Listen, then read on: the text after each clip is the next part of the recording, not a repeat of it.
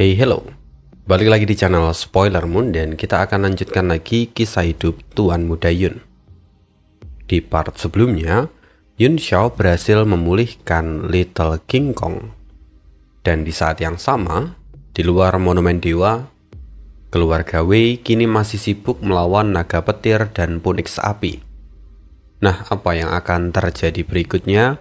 Kita akan sambung lagi kisah hidup Tuan Muda Yun di part 104. Setelah melihat kemampuan Little King Kong, Yun Xiao pun tampak puas. Tapi kemudian Yao Long muncul di dekatnya dan berkata, "Saat ini kau bahkan tidak dapat merasakan api sejati Phoenix dan juga api es. Mungkinkah kedua api itu saling mengikis dan lenyap tanpa sisa?" Yun Xiao tampak menghela nafas sejenak. Dia berkata, kelima elemen saling memperkuat dan saling menetralkan. Jika dua atribut dari 5 elemen saling meniadakan, maka situasi yang kau sebutkan memang mungkin terjadi. Tapi, kekuatan kedua api itu seharusnya tidak saling meniadakan. Selain itu, api es hanyalah nyala api kecil yang berasal dari batu pelangi, alias Aegirine. Bukanlah kekuatan dari api sejati. Di sisi lain, api ilahi Phoenix adalah api asal. Seharusnya, api itu dapat melahap api es secara langsung. Itu juga alasan kenapa kemudian aku mengambil resiko untuk menggunakan api asal Phoenix. Yao Long mengerutkan kening. Tapi faktanya, kedua api itu sekarang tidak ada di manapun. Atau mungkinkah api es itu memiliki tingkat yang lebih tinggi daripada api asal Phoenix? Walau hanya nyala api kecil, namun api itu mampu memadamkannya dan bahkan meninggalkan jejak api pada binatang batu itu. Tapi Yun Xiao lalu menyanggah. Kurasa itu tidak mungkin. Bahkan di antara roh sejati tingkat ke-10, Phoenix berada di peringkat teratas. Dan jika dugaanku benar, gumpalan api asal itu mungkin telah berevolusi. Yao Long terkejut mendengar hipotesis itu. Berevolusi? Api itu sendiri jelas sudah berada di tingkat 10. Apakah masih mungkin berevolusi lagi? Tapi Yun Xiao menghela nafas sejenak. Meskipun aku belum mencapai alam ke-10, tapi roh kuno sejati memiliki tingkatan kekuatan yang berbeda-beda. Sehingga secara alami, mereka juga punya potensi evolusi. Aku sampai pada dugaan ini karena kekuatan dari Monumen Dewa sama sekali tidak melemah. Justru malah mengalami peningkatan walau hanya sedikit. Kekuatan api dewa itu mungkin cukup untuk menembus seluruh dunia ini. Jadi, meskipun aku pemilik tempat ini, aku tidak dapat menemukan keberadaannya selama dia tidak ingin menunjukkan dirinya. Yun Xiao lalu menatap ke arah Little King Kong sekali lagi dan berkata, sementara benih api di dalam tubuh Little King Kong seharusnya merupakan sisa dari api Phoenix. Yao Long kini mengerutkan kening.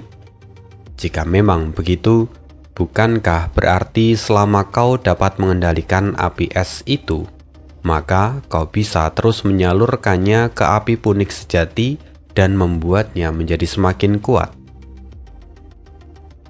Yun Xiao menjawab, secara teori memang begitu. Namun nyala api es pelangi ini terlalu sulit untuk dikendalikan. Jika itu adalah kekuatan penuh dari api asalnya, maka sangat mungkin dia berada di atas api sejati Phoenix. Bagaimana mungkin dia bisa dikendalikan kalau begitu? Pada detik berikutnya, tubuh Yun Xiao berkelebat dan dia muncul di samping Xiao Hong. Semoga masih ingat dengan karakter satu ini. Karakter yang dulu dilahap oleh Aegirine. Saat ini Xiao Hong masih terlihat melayang dengan tenang di udara. Cahaya di sekujur tubuhnya tidak melemah sedikit pun. Dia terlihat seperti seorang putri tidur. Namun, auranya membuat Yun Xiao merasakan ketakutan yang tak dapat dijelaskan. Dia bahkan tidak berani mendekat lebih jauh lagi. Setelah memastikan tempat itu, Yun Xiao lalu kemudian pergi meninggalkan monumen dewa. Dia kembali ke tubuh utamanya. Saat ini, tubuh utamanya terlihat sedang mengatur nafas dan perlahan mulai membuka mata. Sementara itu, di langit, botol giok yang ramping melayang di udara, memancarkan lapisan cahaya berkilauan. Perjuangan Punix api di bawahnya semakin melemah dan perlahan-lahan Punix itu diserap. Sementara naga petir di kejauhan meraung ganas. Lingkaran petir menyambar liar dan langsung menembus kurungan yang dibuat oleh 3 orang anggota keluarga Wei. Kedua makhluk elemental itu telah lama bersama. Meskipun kecerdasan mereka rendah, tetapi ada ikatan emosional yang tak terucapkan di antara mereka. Dan melihat Punix api menderita, naga petir pun mengamuk tanpa peduli pada keselamatannya sendiri. Melihat itu, ekspresi Wei Dongyang berubah drastis. Dia mengarahkan jarinya ke udara. Lalu pedang di tangannya memancarkan cahaya yang cemerlang. Cahaya pedang membentang seperti sayap dan ki pedang melesat keluar seperti binatang buas yang dingin. Naga petir terpotong oleh cahaya pedang itu. Momentumnya langsung melemah dan warna hijaunya pun menjadi semakin redup. Sementara itu, Punix api yang hampir tersedot ke dalam botol giok itu tiba-tiba memberontak ketika melihat naga petir dilukai. Dia segera membalikkan tubuhnya di udara. Seketika, tubuh putihnya menjadi semakin terang, dan titik di antara kedua alisnya bersinar dengan cahaya yang menyilaukan. "Tuan, ada yang tidak beres!" seru salah seorang anggota keluarga Wei dengan panik. Wei Dongyang hendak menebas naga petir sekali lagi, tetapi tiba-tiba tubuhnya tersentak. Punix api mengeluarkan jeritan pilu. Api di antara kedua alisnya tiba-tiba meledak. Kemudian dalam sekejap, sekujur tubuhnya lenyap dalam ketiadaan dan digantikan oleh semburan api putih ke segala arah. Ledakan pun menggema, botol giok di langit hancur berkeping-keping. Melihat itu, hati Wei Dongyang terasa perih. Tapi sebelum dia meratap, api putih telah menerjang ke arahnya. Dengan keterkejutan dan juga amarah yang membabi buta, dia mengangkat pedangnya secara horizontal di depan tubuhnya. Sebuah penghalang pedang pun segera terbentuk. Suara ledakan menggema dari segala penjuru. Meskipun penghalang Wei Dongyang tidak hancur, tetapi tubuhnya tetap terpental puluhan meter oleh karena daya hantam yang mengerikan itu. Api kini memenuhi langit dan hampir membakar seluruh dasar danau. Air dalam danau pun seolah mendidih. Lalu pemandangan berubah menjadi kacau balau. Seluruh anggota keluarga Wei terluka oleh karena ledakan Punix yang menghancurkan dirinya sendiri. Salah seorang yang berada paling dekat dengan pusat ledakan itu menjerit kesakitan, tapi tidak berlangsung lama karena suaranya kemudian hilang bersama dengan tubuhnya yang habis terbakar menjadi abu. Semua orang yang melihat itu tampak ketakutan. Wei Dongyang begitu marah hingga tubuhnya pun gemetar hebat. Dia bukan hanya kehilangan botol giok, tetapi juga seorang ahli bela diri. Lalu, dia juga telah menyerahkan harta berharga kepada Shuai Junwei. Setelah menderita kerugian yang begitu besar, dia bahkan tidak berhasil mendapatkan Punix api.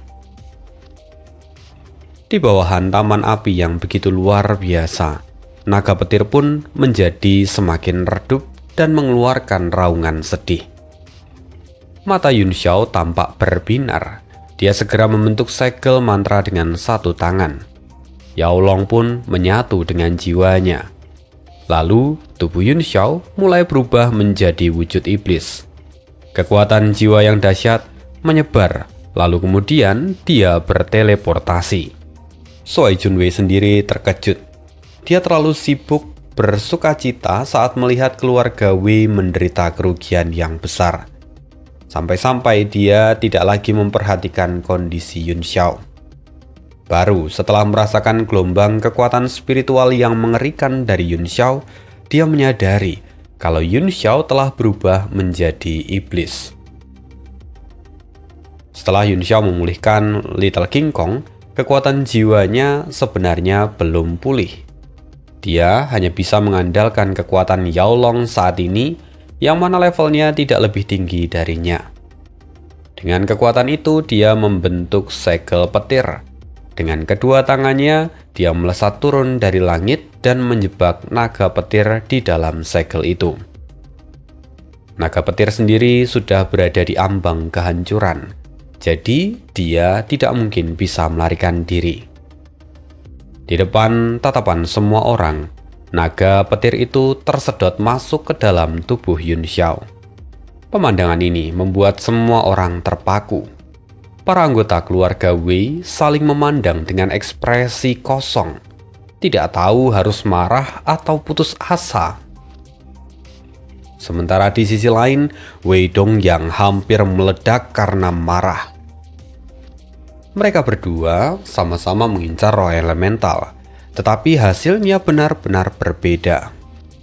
Mata Wei Dongyang menyala ketika menatap Yun Xiao. Dorongan untuk membunuhnya membuncah dari dalam dada. Tapi saat itu, Shuai Junwei tersenyum lebar sambil berseru dengan lantang. "Selamat kepada Tuan Muda Yun Xiao. Kamu benar-benar berhasil memperoleh 9 yin petir abadi. Selamat, selamat." Haha, sayang sekali saudara Dongyang tidak begitu beruntung. Sungguh disayangkan. Bibir Wei Dongyang bergetar, ingin dia berteriak, tetapi dia hanya bisa menahannya. Melihat itu justru membuat Shuai Junwei semakin puas. Kemudian, seseorang dari anggota keluarga Wei tidak tahan lagi melihat semua itu dan dia berteriak ke arah Yun Xiao. "Hei Li Yun Xiao, kami telah melukai naga petir itu dengan serius. Karena itulah kau bisa menangkapnya dengan mudah. Kau tidak bisa mengambil naga itu untuk dirimu sendiri." Para anggota keluarga Wei yang lain juga menunjukkan ekspresi muram. Salah seorang dari mereka berkata, "Kami bahkan kehilangan seorang kawan di sisi kami, sementara kau tidak berkontribusi apapun. Seharusnya naga petir itu menjadi milik keluarga Wei." Wei Dongyang mengangguk setuju, meskipun dia tidak mengatakan apapun. Namun jelas dia sependapat. Tapi mendengar semua itu, Shuai Junwei mencibir. "Apakah kalian masih punya rasa malu? Sejak awal aku sudah mengatakan bahwa naga petir itu adalah milik Tuan Muda Yun Xiao. Sementara Punix api itu adalah milik kalian." Saat ini Shuai Junwei memang terdengar sedang membela Yun Xiao. Tetapi sejatinya dia saat ini sedang menebar bibit permusuhan antara keluarga Wei dan Yun Xiao. Dia berharap bahwa hubungan keduanya benar-benar hancur. Dan hal itu langsung disambut oleh salah seorang anggota keluarga Wei. Dia mendengus. Itu memang kesepakatan awal. Tetapi di dalam kenyataannya, semua harus berdasarkan kontribusi. Keluarga Wei kami sudah bertarung habis-habisan, sementara Li Yun Xiao tidak melakukan apapun. Bagaimana mungkin dia pantas mendapatkan naga petir itu? Wajah Yun Xiao menjadi dingin. Dia berkata, "Aku diam, karena aku ingin semua pihak bekerja sama. Namun karena kalian sudah memulai memojokkanku, aku akan menyelesaikan masalah ini dengan jelas. Yun Xiao menatap ke arah Wei Dongyang dan berkata, "Jika naga petir ini kuambil dalam kondisi puncaknya, manfaat yang akan kudapatkan 10 kali lipat daripada kondisi saat ini. Sejak awal kita sudah sepakat bahwa kalian mengambil Phoenix api, sementara aku mengambil naga petir. Namun kalian justru menyerang naga petirku, dan kalian melemahkannya hingga seperti ini. Sekarang, kalian masih punya muka untuk menuntutnya dariku? Hei, Tuan Dongyang, bisakah kau memberiku penjelasan yang baik atas pelanggaran perjanjian ini?" Semua orang seketika berkeringat dingin. Dengan logika yang dikatakan Yun Xiao, jelas keluarga Wei lah yang berhutang pada Yun Xiao. Walaupun memang benar, tanpa bantuan keluarga Wei, Yun Xiao mungkin tidak mendapatkan naga petir semudah sekarang. Tetapi, perjanjian tetaplah perjanjian. Mereka sendirilah yang melanggar perjanjian itu terlebih dahulu. Sui Junwei pun kembali memanaskan situasi. "Saudara Dongyang, cepat berikan penjelasan yang masuk akal kepada Tuan Muda Yun Xiao." Wajah Wei Dongyang berubah pucat. Kata-kata Yun Xiao tidak menyisakan celah sedikit pun. Mereka sendiri yang memprovokasi naga petir. Siapa lagi yang bisa mereka salahkan? Dengan enggan, Wei Dongyang lalu berkata, "Jika bukan karena keluarga Wei, bagaimana mungkin Tuan Yun Xiao bisa mendapatkan naga petir itu dengan mudah? Bukankah itu setidaknya dapat dianggap sebagai bantuan?" Yun Xiao mendengus. "Apa kalian pikir aku tidak bisa mendapatkan naga petir itu tanpa bantuan kalian? Tampaknya kalian terlalu melebih-lebihkan diri sendiri. Jangan lupa bahwa fakta yang tak terbantahkan adalah kalian yang telah melukai naga petirku. Hei Tuan Dongyang, kau menggunakan dugaanmu sendiri untuk mencari kebenaranmu. Tampaknya kau pikir aku ini mudah digertak hanya karena aku jarang bicara." Mendengar semua itu, Wei Dongyang merasakan kepalanya berdenyut. Dengan nada kesal dia berkata, "Sekarang kita sudah berhadapan seperti ini. Apa sebenarnya yang kau inginkan?" Melihat sikap Wei Dongyang yang menjadi kasar, Sui Junwei mencibir. "Oh, tampaknya keluarga Wei ingin menutupi kesalahan mereka dengan menggunakan kekerasan. Jika kalian berani bertindak, maka keluarga Suaiku pasti akan berdiri di pihak Tuan Muda Yun Xiao." Mendengar itu, tubuh Wei Dongyang bergetar karena penuh dengan amarah. Niat membunuh berkobar di matanya. Kalau saja sejak awal mereka bertarung dengan keluarga Suai, peluang menang mereka jelas lebih besar. Tapi sekarang, mereka telah kehilangan 3 orang. Dan seluruh pasukan mereka pun terluka. Posisi mereka saat ini benar-benar tidak menguntungkan. Wei Dongyang menyadari bahwa situasi menjadi semakin buruk. Sedikit demi sedikit, inisiatif sepenuhnya jatuh ke tangan lawan. Yun Xiao menatap mereka, lalu kemudian dia berkata, "Aku tidak akan memperpanjang masalah ini. Tapi Tuan Dongyang benar-benar telah membuatku kecewa. Sekarang aku butuh penjelasan." Wajah Wei Dongyang pucat pasi. "Penjelasan apa yang diinginkan oleh Tuan Yun Xiao?" Yun Xiao tampak tenang. Dia menatap Wei Dongyang dan berkata, "Sederhana saja. Cukup meminta maaflah padaku, dan aku akan menganggap semua masalah ini selesai." "Kau ingin aku meminta maaf padamu? Jangan mimpi." Wei Dongyang langsung naik pitam. Pihaknya sudah menelan kerugian besar tanpa hasil. Sekarang, dia masih harus meminta maaf kepada orang yang bahkan mendapatkan keuntungan terbesar. Bukankah tindakan itu sama seperti mengoleskan tai pada wajah sendiri? Melihat sikap itu, Yun Xiao mendengus. Kalau memang begitu, maka aku tidak akan memaksamu. Tapi mulai sekarang, kita akan berjalan sendiri-sendiri. Tidak ada perjanjian apapun di antara kita. Dan ketika ada harta yang terlihat, maka harta itu akan menjadi milik yang terkuat. Mendengar itu, Shuai Junwei seketika bersorak dalam hati. Bagaimanapun saat ini, keluarga Shuai adalah yang terkuat di sini. Dengan runtuhnya hubungan antara Yun Xiao dengan keluarga Wei, keluarga Shuai akan memiliki keuntungan terbesar di masa depan. Karena itu, Shuai Junwei kembali bicara. Tuan muda Yun Xiao benar-benar murah hati. Kalau aku berada di posisimu, aku pasti akan minta ganti rugi yang jauh lebih besar. Shuai Junwei lalu tertawa. Dan hal itu kembali membuat tubuh Wei Dongyang bergetar karena dia terus menahan amarahnya.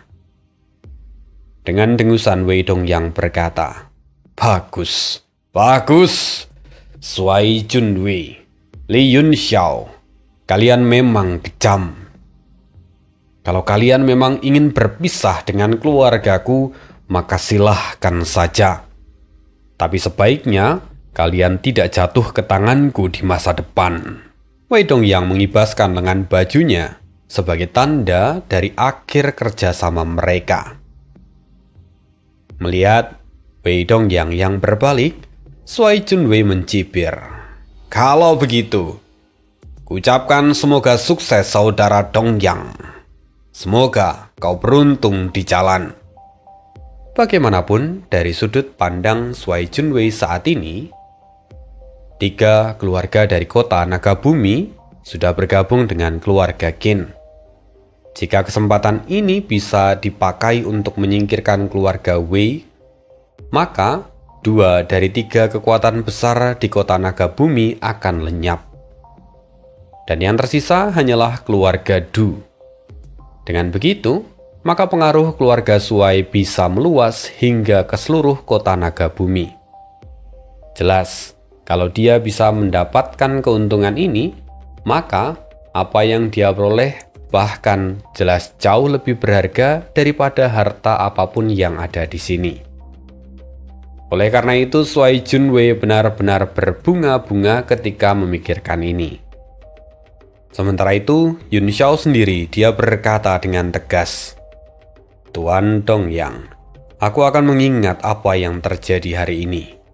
Semoga tidak ada hal buruk yang menimpamu di masa depan." Akhirnya kedua belah pihak berpisah. Mereka membentuk 2 kelompok yang berbeda dan berjalan saling berjauhan. Ketika naga petir dan burung api telah menghilang, kini cahaya di mulut makam pun mulai melemah perlahan, hingga pada akhirnya benar-benar padam. Setelah itu, pemandangan yang ada di dalam makam terlihat jelas. Dan hal itu membuat semua orang membeku.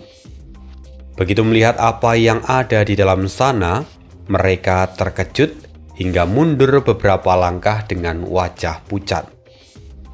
Di sana terlihat puluhan orang berlutut rapi di tanah. Mereka berbaris seperti pasukan yang sedang menunggu perintah.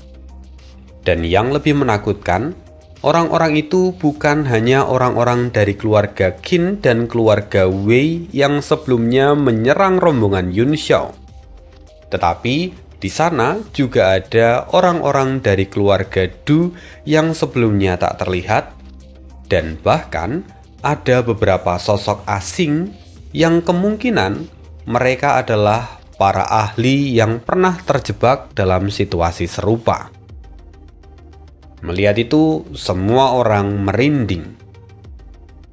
Tapi lebih dari itu, di atas semua orang yang berlutut, terlihat sebuah tangga batu yang mengarah ke sebuah singgah sana di atas mereka semua. Dan di tengah singgasana itu, terlihat seorang laki-laki bertubuh kekar sedang duduk dan memandang ke bawah. Wajahnya jernih dan matanya tajam. Auranya pun penuh tenaga seolah dia masih hidup. Di tangan kanannya, dia tampak menggenggam sebilah pedang besar. Lalu tiba-tiba, di tengah keterkejutan semua orang, tiba-tiba pemandangan di dalam makam mulai beriak, dan sosok-sosok yang ada di sana mendadak menjadi kabur. Yun Xiao merasakan sesuatu dan berseru, "Tidak bagus, cepat mundur!" Yun Xiao mundur secepat mungkin. Tapi dalam sekejap, kekuatan dahsyat mengalir keluar dari makam, mengguncang dasar danau hingga arus dasar danau pun menyapu dengan dahsyat. Saat anggota keluarga Suai dan keluarga Wei menyadari bahwa ada bahaya yang sedang mendekat, mereka sudah terlambat untuk menghindar. Dalam sekejap, mereka sudah dikepung oleh para ahli yang sebelumnya berlutut di dalam makam. Dan jumlah mereka lebih dari 40 orang. Wajah semua orang seketika kehilangan warnanya. Pucat pasi. Alasannya sederhana. Kekuatan lawan dan pihak mereka sama sekali tidak seimbang. Mau tidak mau, mereka harus siap bertarung. Tapi salah seorang anggota dari keluarga Suai menyadari bahwa keberadaan Yun Xiao tidak ada di sana. Dia bertanya, "Di mana Li Yun Xiao?" Bagaimanapun, Yun Xiao adalah orang pertama yang bereaksi terhadap ancaman ini. Dan begitu dia mundur, dia langsung menghilang tanpa jejak. Kini, yang terjebak tinggal kurang dari 20 orang dari 2 keluarga. "Sialan, dia kabur cepat sekali," kata salah seorang anggota dari keluarga Wei yang juga tampak kesal. Meskipun kedua keluarga ini sebelumnya berjalan berjauh-jauhan, tetapi setelah makam mulai berfluktuasi, mereka berdua seketika seakan diteleportasikan dan berada pada jarak yang dekat, sehingga kedua keluarga kemudian dikepung oleh ke-40 ahli yang telah dipengaruhi itu. Dan sekarang, wajah Wei Dongyang tampak tegang. Dia berkata, "Bocah itu pasti bersembunyi di dalam kehampaan menggunakan payung asalnya." Di situ dia kesal, tetapi dia kemudian teringat sesuatu. Wei Dongyang kemudian mengangkat tangannya. Cahaya jimat muncul, dan kemudian pola emas misterius menyebar ke seluruh tubuh dari anggota keluarga Wei. Sesaat kemudian, sosok mereka pun memudar lalu menghilang dari dasar danau. Itu adalah jimat tembus pandang tingkat tinggi. Wajah Suai Junwei berubah drastis. Baik payung asal ataupun jimat tembus pandang, keduanya sama-sama kuat. Dan orang-orang yang dikendalikan itu sama sekali tidak mampu mendeteksi mereka. Dan benar saja, begitu keluarga Wei menghilang, orang-orang itu tampak siaga. Aura mereka meledak, dan mereka kemudian bergerak mendekati keluarga Suai. Padahal saat ini, keluarga Suai hanya tersisa 6 orang. Mereka dikepung lebih dari 40 martial Sovragen. Wajar kalau akhirnya mereka gemetar ketakutan. Walaupun Suai Junwei masih tetap tenang. Di matanya, orang-orang yang saat ini sedang mengepung mereka tidak ada martial Sovragen tingkat tinggi. Artinya, dengan kekuatan serta kartu truf yang masih ia simpan, bukanlah hal yang mustahil untuk membantai semua orang yang ada di situ. Hanya saja saat ini dia enggan untuk langsung bergerak karena bawahannya benar-benar pengecut. Di tengah situasi yang begitu tegang, sosok Yun Xiao yang sebelumnya tiada perlahan muncul dari kehampaan. Benar saja bahwa saat ini Yun Xiao memang sedang memegang payung asal. Tapi bukan itu fokusnya, karena mata surgawi di antara kedua alis Yun Xiao kini telah terbuka. Mata itu memancarkan tekanan yang kemudian membuat udara seakan retak. Lalu yang terjadi berikutnya adalah petir yang menghantam ruang hampa. Wilayah di sekitar tempat yang diserang oleh Yun Xiao seakan-akan terbakar. Dan kemudian sosok-sosok dari keluarga Wei muncul satu persatu. Ekspresi mereka yang semula tenang kini mendadak menjadi beku seperti patung kayu. Petir Yun Xiao telah menghancurkan jimat penyembunyian tingkat tinggi mereka, dan kini mereka tidak bisa melarikan diri. Sementara Yun Xiao setelah menyerang mereka, seketika lenyap lagi dari pandangan semua orang. Melihat itu, para anggota keluarga Wei pun tertegun. Kemudian situasi menjadi semakin buruk bagi keluarga Wei, karena setelah itu sekitar 20 orang martial Sovereign langsung menerjang ke arah mereka. Anggota keluarga Wei pucat pasi. Sementara Wei Dongyang, dia meraung dengan penuh amarah. "Li Yun Xiao, aku bersumpah, kalau aku tidak membunuhmu, aku akan berhenti menjadi manusia." Begitu teriakan itu mereda, seluruh area makam jatuh dalam pertempuran yang mengguncang bumi. Dan melihat itu Shuai Junwei justru semakin gembira, karena keluarga Wei kini telah menarik setengah dari musuh. Dan situasi itu jelas membuka peluang untuk memutarbalikkan keadaan. Shuai Junwei pun meraung, "Semuanya bersiap.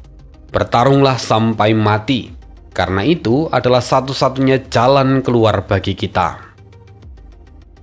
Seketika dua palu meteor muncul di tangannya.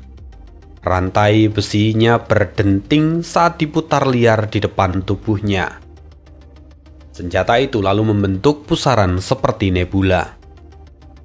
Dalam satu hantaman, palu itu menerjang kepala dari musuh yang menyerangnya. Melihat kekuatan dari Shuai Junwei, seketika moral dari keluarga Shuai meningkat. Semua orang pun maju menyerang dengan mata memerah. Mereka bertarung seperti binatang buas yang sedang terdesak. Wei Dongyang sendiri mencabut pedangnya. Tebasan beruntun dan kejam dilepaskan. Dia langsung menghabisi beberapa orang sekaligus. Sementara di kejauhan, Yun Xiao berdiri diam di dalam kehampaan. Dia mengamati seluruh situasi tanpa tergesa-gesa. Orang-orang dari keluarga Shuai dan keluarga Wei memang berhasil membunuh beberapa musuh dalam beberapa saat. Tetapi 40 lebih orang yang dikendalikan itu semuanya adalah ahli sejati. Setiap orang yang berhasil mereka jatuhkan memaksa mereka untuk membayar harga yang mahal. Dan kemudian pertempuran segera berubah menjadi pembantaian. Lambat laun, kedua keluarga harus menelan pil pahit. Jumlah mereka terus berkurang. Sementara itu, Yun Xiao sendiri masih menimbang kapan dia harus turun tangan. Tapi kemudian, beberapa cahaya melesat dari kejauhan. "Semuanya, jangan panik, kami akan membantu," teriak sosok yang baru datang. Padahal sebelumnya, Shuai Junwei sendiri sempat berpikir untuk mundur. Tapi dia segera menoleh. Wajahnya pun berubah setelah melihat rombongan itu. Mereka adalah keluarga Du. Jumlah mereka saat ini memang hanya 6 orang, tetapi kehadiran mereka bagaikan suntikan harapan. "Saudara Lin Ling, kemarilah dan tolong bantu aku," seru Shuai Junwei. Du Linling pun meraung. Orang-orang ini telah melahap lebih dari 10 anggota keluargaku. Mereka memang pantas untuk mati. Du Linling mengangkat pedangnya di depan dada. Dia lalu menyatukan tubuhnya dan niatnya dengan bilah itu. Dalam satu gerakan, dia membuka jalan masuk. Ditambah, dia juga membunuh 3 orang berturut-turut. Begitu dia menerobos ke tengah, tekanan pada keluarga Shuai langsung berkurang dan semangat mereka menyala kembali. Wei Dongyang juga berteriak dari kejauhan. "Saudara Linling, cepat bantu aku!" Mata Du Linling memerah. Dia berseru, "Wei Dongyang, kalau bukan karena informasi busukmu, bagaimana mungkin keluarga Du jatuh dalam kondisi seperti ini?"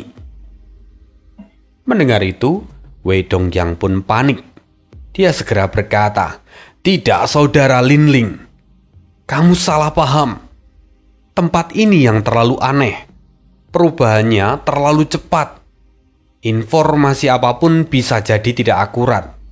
Bahkan orang-orang kami pun jatuh ke dalam pengendalian ini." Tapi Du Linling mendengus. "Persetan. Intinya, Wei Dongyang, kau bukanlah orang baik." Du Linling mengabaikan Wei Dongyang, lalu bergabung dengan keluarga Shuai untuk melawan musuh. Situasi pertempuran seketika berubah. Du Linling sendiri jelas bukanlah orang suci. Dia sebenarnya hanya peduli pada kepentingannya sendiri. Jika keluarga Shuai dan keluarga Wei hancur, maka keluarga Du pun tidak akan punya peluang untuk selamat dari bahaya. Mereka bahkan mungkin tidak akan bisa keluar dari tempat ini hidup-hidup.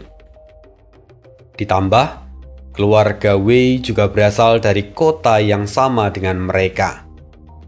Itu adalah alasan paling sederhana kenapa pada akhirnya keluarga Du turun tangan. Setelah mengamati beberapa saat, di kejauhan, Yun Xiao akhirnya menemukan sebuah kejanggalan. Orang-orang yang dirasuki itu terlihat sadar. Teknik bela diri mereka pun terus mengalir tanpa henti. Tetapi, mereka sama sekali tidak pernah memulihkan kekuatan. Mereka tidak pernah meminum pil yang mereka punya. Secara logika, para ahli seperti mereka pasti membawa banyak pil obat. Namun tidak peduli seberapa lemah kekuatan asal mereka, Yun Xiao sama sekali tidak pernah melihat mereka memakan pil pemulihan. Sebaliknya, orang-orang dari 3 keluarga itu melahap pil sudah seperti memakan kacang. Setidaknya mereka masih bisa bertahan sementara waktu. Lalu, pandangan Yun Xiao beralih ke dalam makam. Laki-laki di atas singgasana itu masih duduk diam. Matanya bukan hanya jernih, tetapi juga penuh dengan semangat. Selain itu, matanya juga memancarkan cahaya aneh yang membuat bulu kuduk merinding. Yun Xiao mengamatinya. Dia tahu bahwa semua kejadian ini pasti ada hubungannya dengan laki-laki ini. Yun Xiao sendiri bertanya-tanya, mungkinkah laki-laki ini adalah Yu Yixian? Tapi kalau memang dia adalah Yu Yixian, pertanyaan berikutnya, apakah dia masih hidup atau sudah mati? Rasa ganjil menjalar di dalam hati Yun Xiao. Sosok itu tampak hidup, tetapi intuisi Yun Xiao justru menegaskan bahwa sosok itu hanyalah mayat. Tapi, mengapa dia masih mampu memicu gelombang aneh dan mengendalikan para ahli yang lain hingga membuat kekacauan seperti ini? Yun Xiao terdiam sejenak. Lalu akhirnya dia melangkah maju dan berjalan menuju makam. Yun Xiao kemudian berhenti tepat di depan pintu makam. Ekspresinya tampak membatu. Dari dalam, ada energi asing yang menekannya dan membuatnya merasakan bahaya yang mengerikan.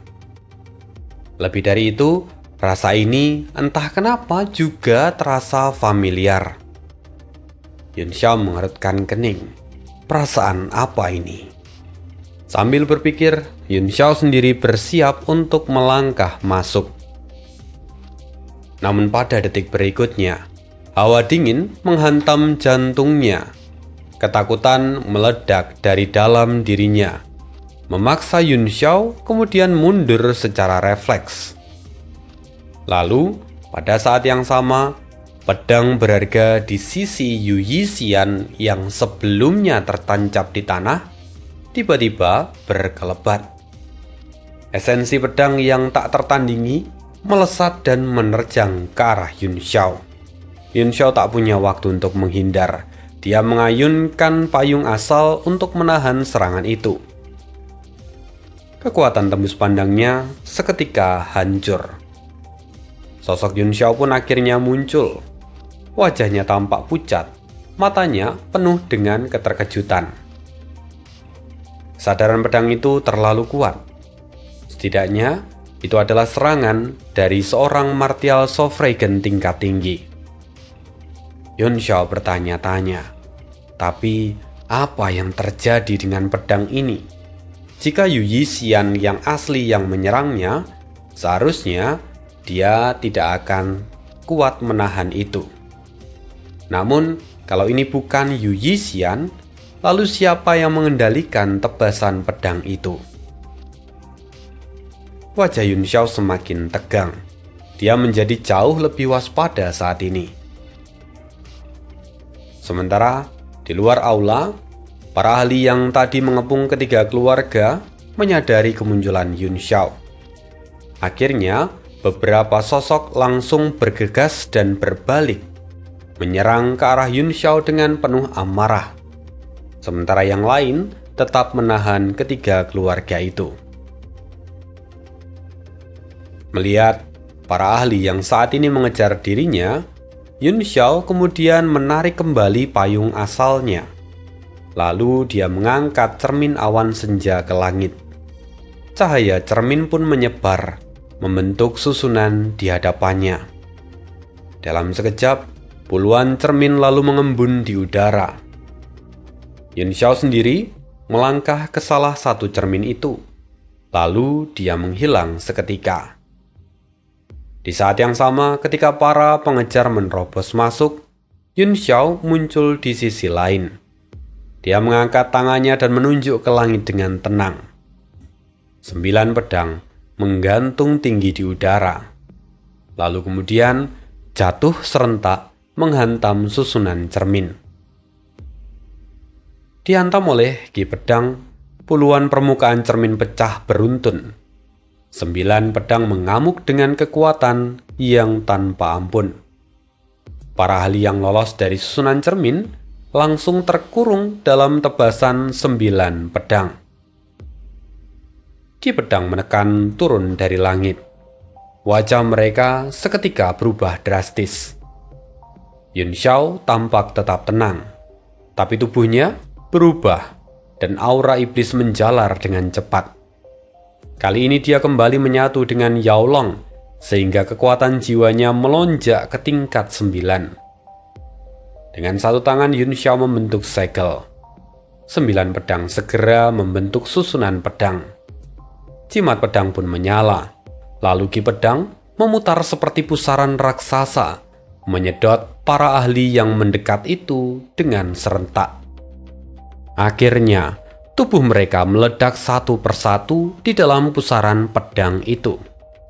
Jeritan pendek terdengar, lalu kemudian lenyap sepenuhnya. Seketika, mereka semua berubah menjadi kabut darah. Melihat semua itu, Yun Xiao sendiri tetap tenang dan berdiri tanpa ekspresi. Sementara di kejauhan, Suai Junwei menyaksikan semuanya dengan jelas. Wajahnya berubah. Dia langsung berteriak, "Tuan Muda Yun Xiao, tolong bantu kami juga." Kemampuan yang ditunjukkan Yun Xiao memang luar biasa. Sampai-sampai hal itu membuat Shuai Junwei tidak lagi menjaga gengsinya dan langsung meminta bantuan kepada Yun Xiao. Yun Xiao menoleh. Dia bisa melihat bahwa para ahli yang kehilangan kesadarannya itu ternyata tidaklah bodoh.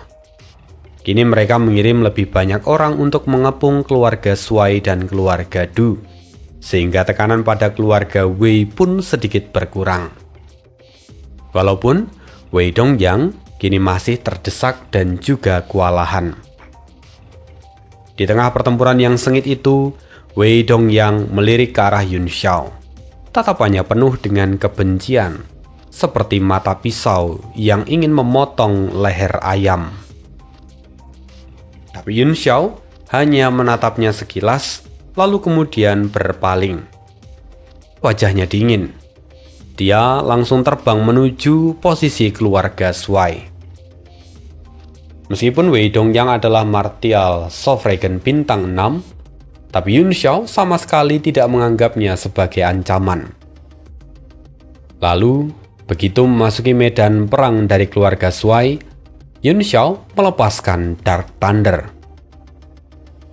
Dark Thunder lalu meraung. Dia menerkam seorang musuh. Petir emas di tubuhnya pun meledak dan menyebar ke segala arah. Petir itu berubah menjadi naga-naga kecil yang kemudian meluncur liar ke segala arah. Semua orang terkejut. Bagaimanapun, meski Dark Thunder baru naik ke tingkat 9, tetapi monster tingkat 9 jelas bukanlah sesuatu yang mudah ditemukan apalagi dikendalikan. Karakteristik mereka tetaplah ganas, brutal, dan sulit dihentikan. Terlebih, Dark Thunder yang memiliki petir emas yang sangat langka. Hal itu jelas membuat siapapun yang melihatnya spontan gentar. Lalu, nasib sang ahli yang tadi diterkam oleh Dark Thunder, dia hanya bisa berteriak saat tubuhnya terus dihantam oleh guntur dari segala arah.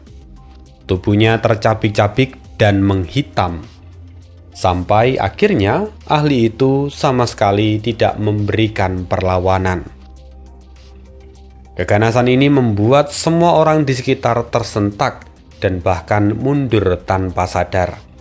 Meski begitu, dengan keberadaan Dark Thunder, moral dari pihak keluarga Shuai dan juga Du melonjak drastis. Situasi yang semula tertekan kini mulai berbalik arah. Perlahan-lahan mereka bisa melakukan serangan balik. Sekarang semua orang mengandalkan pil untuk bertahan. Mereka sudah lama terluka dan kelelahan, tetapi dalam kondisi terdesak, bahkan sisa tenaga terakhir pun masih dipaksa untuk terus keluar. Mereka menyerang mati-matian. Sementara Yun Xiao membentuk segel dengan kedua tangannya. Kemudian, 11 pedang bintang dingin langit utara berputar mengitari tubuhnya. Ki pedang pun menguat, semakin tajam dan semakin liar. Namun, di tengah proses yang menakjubkan itu, Yun Xiao juga merasakan adanya masalah.